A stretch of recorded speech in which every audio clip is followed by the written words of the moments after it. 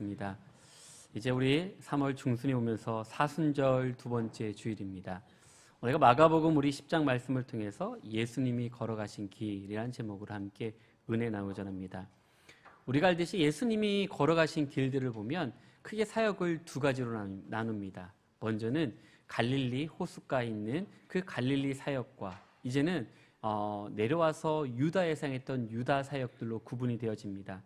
오늘 마가복음 10장을 보게 되면 예수님께서 이제 갈릴리 지역을 벗어나서 유다로 옮겨지고 거기에서 예루살렘까지 걸어가는 그 발걸음을 보게 됩니다.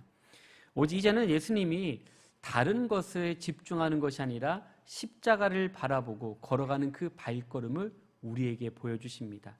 주어진 사명과 역할, 어쩌면 흔들리지 않고 감당할 수 있었던 것은 하나님께서 걸어갈 길이 어디인지 알기 때문에 지리적으로 그 장소가 어디든지 또 모든 것이 또 바뀔지라도 변하지 않는 것, 그것은 예수님이 가는 곳마다 무리들이 몰려들었고 또 그들을 가르쳤다라고 말씀해 주십니다.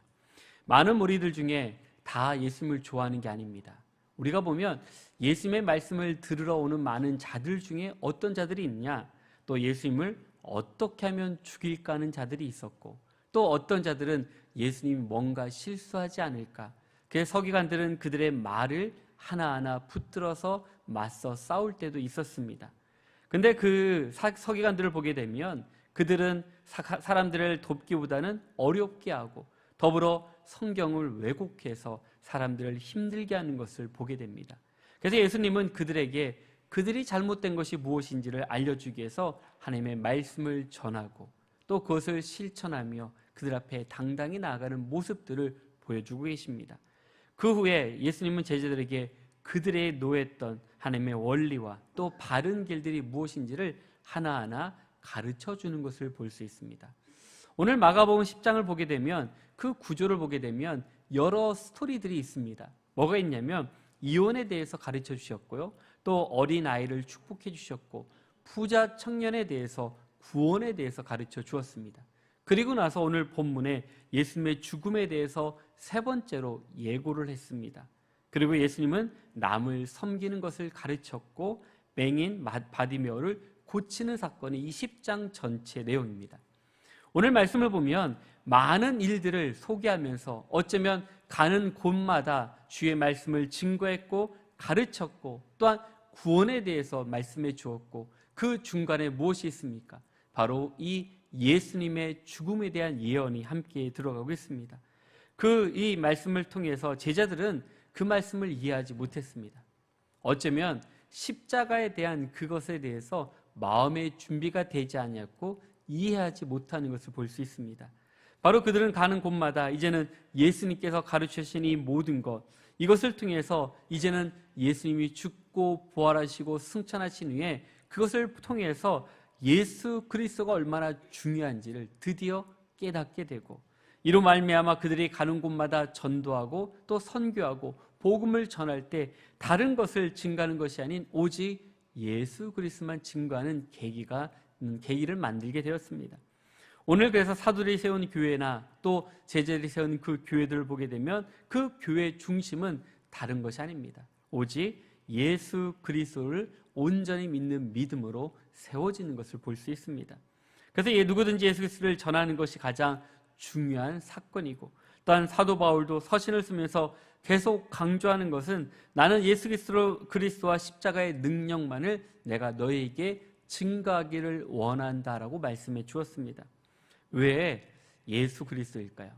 오늘 우리가 부활절, 우리가 사순절을 보내면서 왜 우리가 예수 그리스도를 우리가 가장 많이 얘기할까? 그건 모든 성경의 시작과 끝이 바로 예수 그리스도를 비추고 있습니다. 성경의 수많은 사건도 또 역사의 인물과 배경들 중심에는 다른 것이 아닌 예수 그리스도를 향해서 우리에게 말씀해 주고 있습니다. 그래서 모든 것이 예수 그리스도와 연결되어 있는 놀라운 은혜들을 우리에게 말씀해 주십니다. 예수 그리스도가 없으면 아무것도 아닙니다. 오늘 예수님이 제자들에게 선포하신 이 복음을 통해서 우리도 예수님이 걸어가신 길을 함께 걸어가며 또 우리의 믿음을 점검하고 주님께서 무엇을 가르치고 선포했는지 바라보면서 승리하는 우리 모든 믿음의 성도가 될 수 있게 간절히 축원합니다. 먼저 예수님은 첫째, 하나님의 나라를 선포하셨습니다. 하나님의 나라가 무엇입니까? 예수님의 말씀의 시작과 끝을 보게 되면 언제나 하나님의 나라를 증거합니다. 우리가 잘 아는 이 사복음서에 그것을 하나하나 보게 되면요, 이렇게 말씀하고 있습니다. 우리 마태복음 4장 17절 말씀인데 우리 한번 다 같이 보겠습니다. 이때부터 예수께서 비로소 전파하여 하시더라. 아멘. 그리고 나서 산상수훈을 통해서도 그 가운데 하나님의 나라가 있습니다. 마태복음 5장 3절과 우리 10절 말씀을 한번 다 같이 보겠습니다. 심령이 가난한 자는 복이 있나니 천국이 그들의 것이미요. 마태복음 5장 10절입니다. 의를 위하여 박해받는 자는 복이 있나니 천국이 그들의 것임이라. 아멘. 이렇게 팔복을 말씀하시면서도 그 핵심이 다른 것이 아닙니다. 바로 하나님의 나라를 예수님께서 증거하셨습니다. 마가복음도 있습니다. 마가복음 1장 우리 14절에서 15절까지 말씀을 다 같이 보겠습니다. 요한이 잡히신 후 예수께서 갈릴리에 오셔서 하나님의 복음을 전파하여 이르시되 때가 찼고 하나님의 나라가 가까이 와 있으니 회개하고 복음을 믿으라 하시더라. 아멘. 그리고 나서 누가복음도 동일하게 말씀해 주십니다. 누가복음 4장 33절 말씀입니다. 예수께서 이르시되 내가 다른 동네에서도 하나님의 나라 복음을 전하야 하리니 나는 이 일을 위하여 보내심을 받았노라. 아멘. 또 우리 요한복음 3장 우리 3절에서 우리 5절까지 말씀을 우리 한번 다 같이 보겠습니다. 예수께서 대답하여 이르시되 진실로 진실로 내게 이르노니 사람이 거듭나지 아니하면 하나님의 나라를 볼 수 없느니라. 니고데모가 이르되 사람이 늙으면 어떻게 날 수 있사옵나이까? 두 번째 모체에 들어가 날 수 있사옵나이까? 예수께서 대답하시되 진실로 진실로 내게 이르노니 사람이 물과 성령으로 나지 아니하면 하나님의 나라에 들어갈 수 없느니라. 아멘.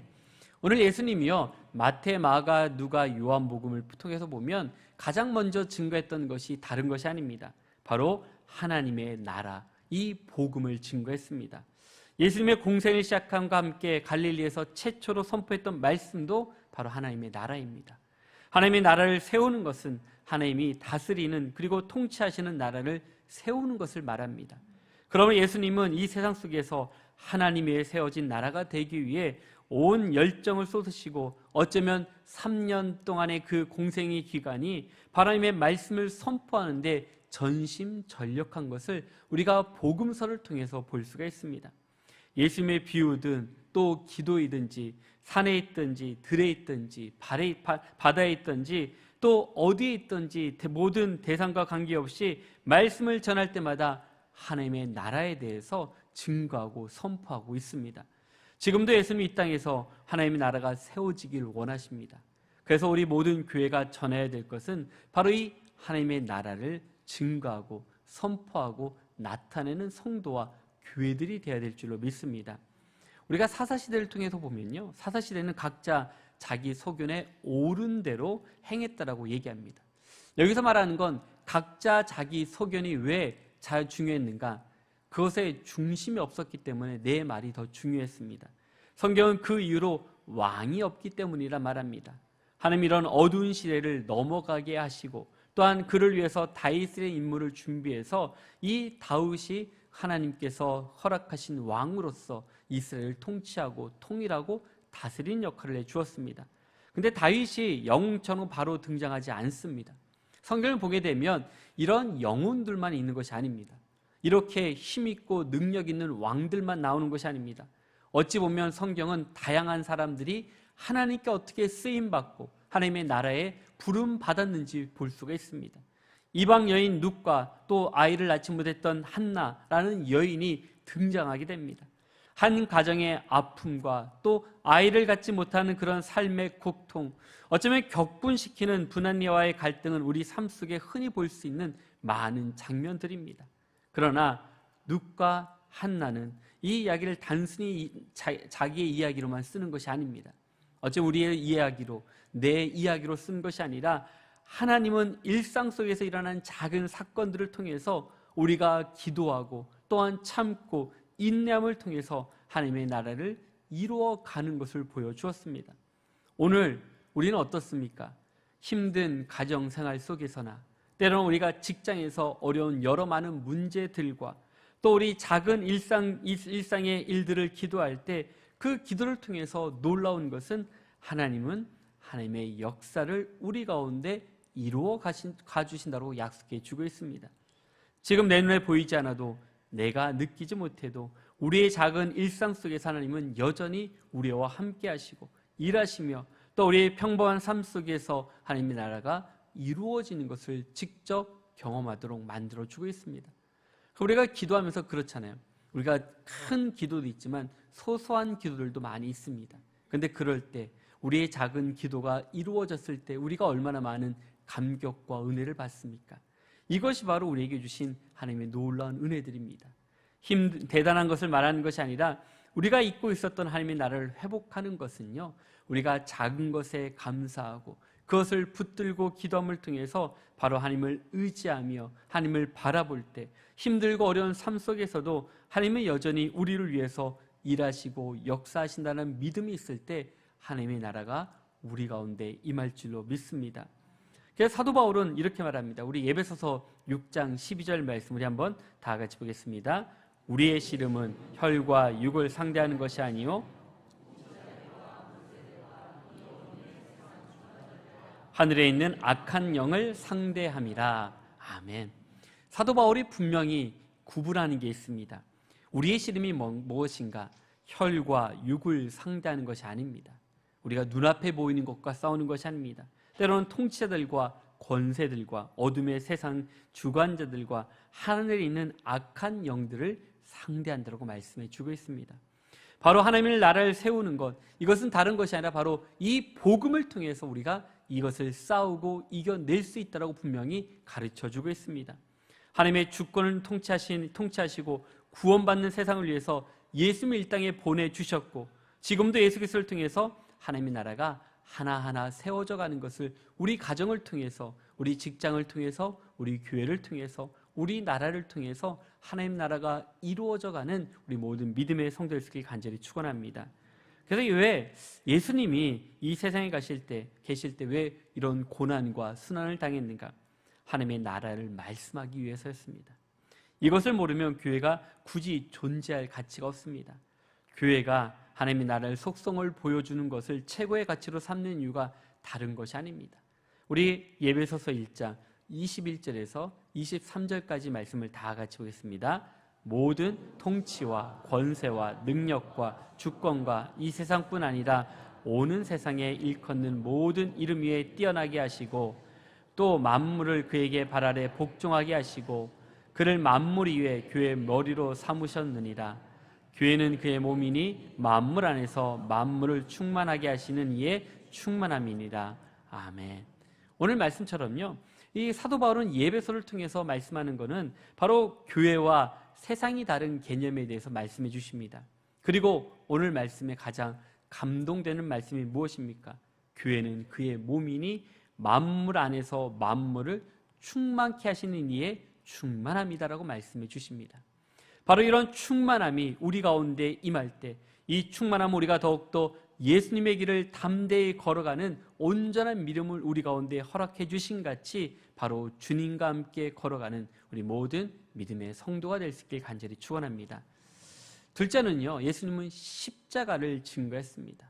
십자가, 바로 예수님의 십자가는 그리스도의 복음에서 빼놓을 수 없는 가장 큰 중심이 바로 십자가 사상입니다. 이미 예수님은 공생의 기간에도 십자가에 못 박힌 것에 대해서 말씀하셨고 결국 그 말씀대로 십자가에 달려 죽으셨습니다. 초대교회 시대와 이후 오늘 이 시대까지 십자가를 보면 가장 핵심적인 복음의 중심이 되는 것을 보게 됩니다. 우리 사도행전 2장 36절 말씀입니다. 우리 한번 말씀을 다 같이 보겠습니다. 그런즉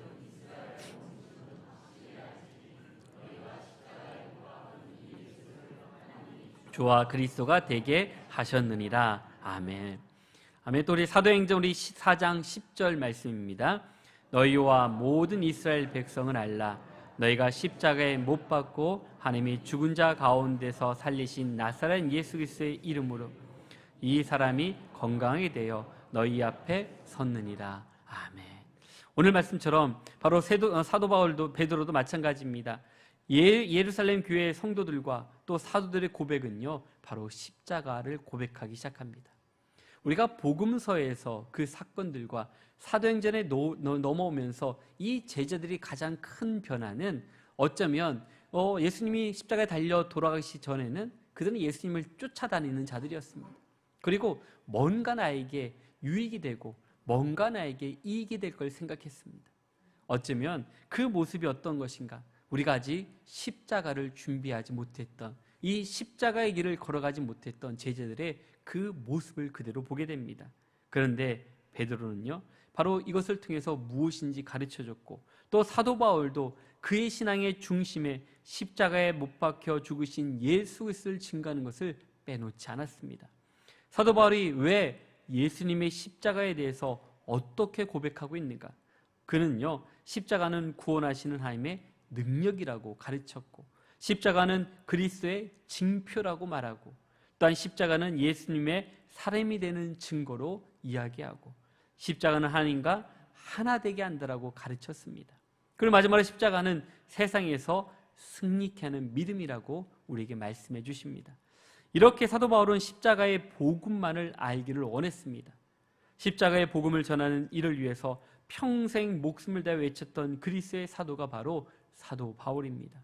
그래서 예수님이 걸어가신 이 길이, 또 십자가의 길이 헛되지 않도록 그는 최선을 다해서 온 마음과 정성을 다해서 복음을 전했던 사도 바울의 사역들을 우리는 기억하셔야 됩니다. 그리고 또한 예수 그리스도의 생에서 가장 최고의 절정이 십자가였습니다.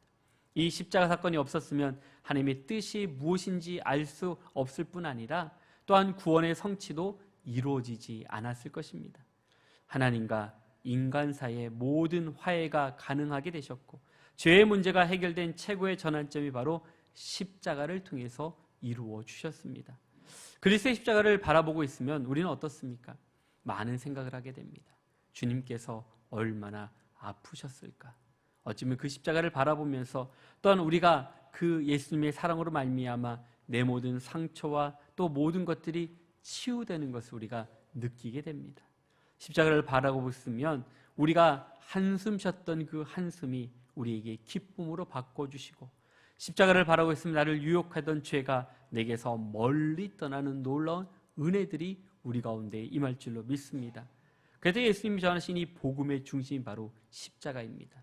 그 십자가를 잘 아는 것, 우리가 주의 길을 걸어가는 것, 어떻게 해야 되는가?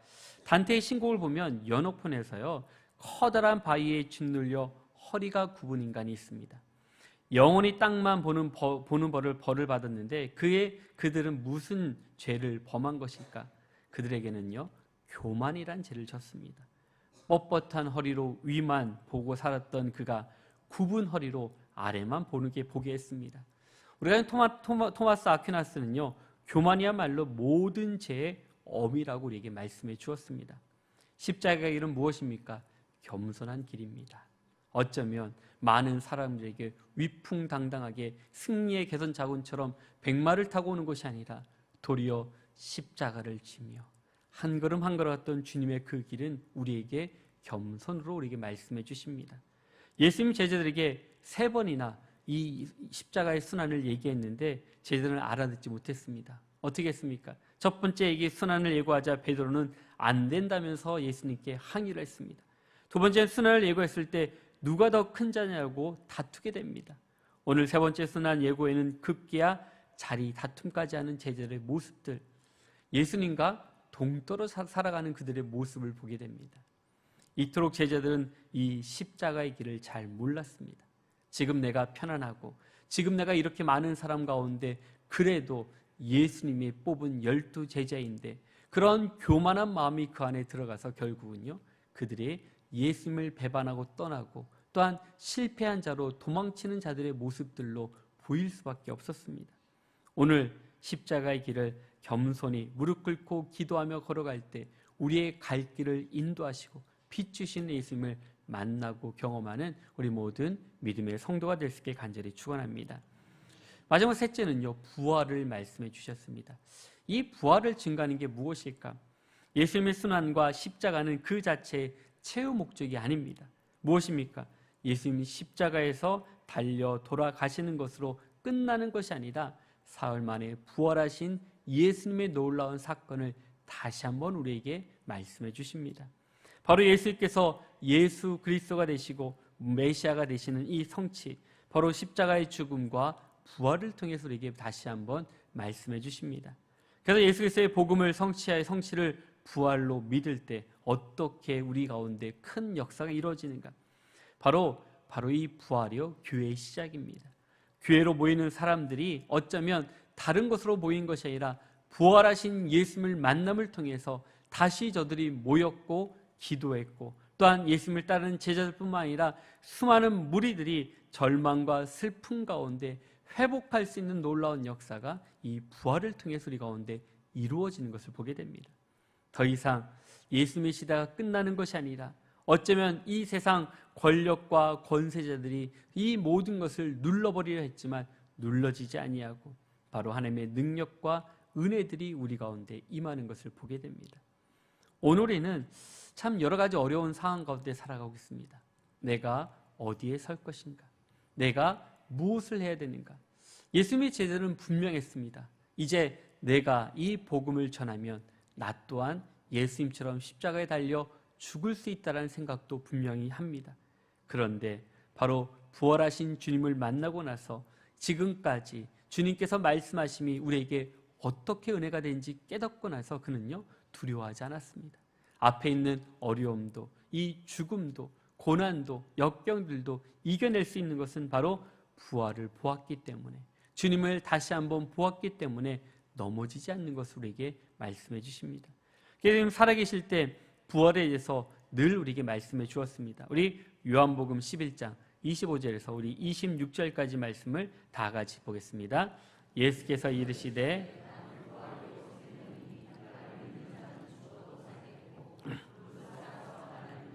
영원히 죽지 아니하리니 이것을 내가 믿느냐. 아멘. 바로 예수님의 부활을 믿으면 이제 어떻게 되는가? 우리 요한복음 11장 우리 40절 말씀입니다. 우리 한번 말씀을 다 같이 보겠습니다. 예수께서 이르시되 내 말을 내가 믿으면 하나님의 영광을 보리라 하지 아니하시냐 하시니. 아멘. 오늘 말씀처럼 내가 내 말을 믿을 때 하나님의 영광을 보지 아니하냐라고 말씀해 주고 있습니다. 즉 하나님의 영광인 부활을 본 자들을 말씀해 주고 있습니다. 그래서 이 초대 예루살렘 교회는 이 부활을 증거하는 교회입니다. 가룟 유다가 대신 제자를 세울 때도 부활을 증거할 사람을 세웠습니다. 사도들은 예수님의 부활에 대해서 적극적으로 증인을 세워서 복음을 전하는 것을 볼 수 있습니다. 이렇게 초대교회와 사도들은 예수 그리스도의 부활을 전하는 것에 그냥 전심을 다했습니다.